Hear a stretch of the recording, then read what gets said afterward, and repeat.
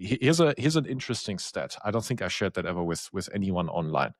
Do you guys have a guess how much of the world GDP is delivered through projects?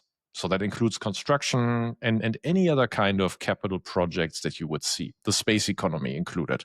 How much of the world GDP comes through projects? Do you mean like ships as well, planes as well? Ships also included, building planes also 10%. included, correct. How much?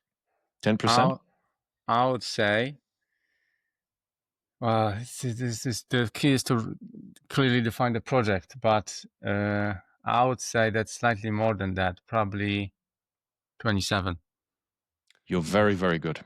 So it's in post-war times, in mature economies, the national average is 22 to 28% of the entire post-war mature economies delivered through projects. In emerging economies outside of war, it's about 40%. So China was 40% for the last 3 decades delivered through projects. That's interesting. And in war times, it can reach above 40%.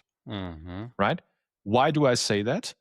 Because projects, when they become timeless demand, there is a demand overhang and you typically don't have enough capacity. And you know what you don't solve that with? Software. It's always a capacity problem. So when this person that you spoke with tells me, hey, I'm really excited about this market, the demand is shaping up and it's going to be plannable, recurring, timeless demand, and that's why I want to get into that market and want to professionalize, I would say, fantastic. What are you going to do about your capacity? What do you mean by capacity, Patrick, in this sense? Let me give you an example, right? So imagine you anticipate the steel demand in a country to go up by 50%. Why would you build software first?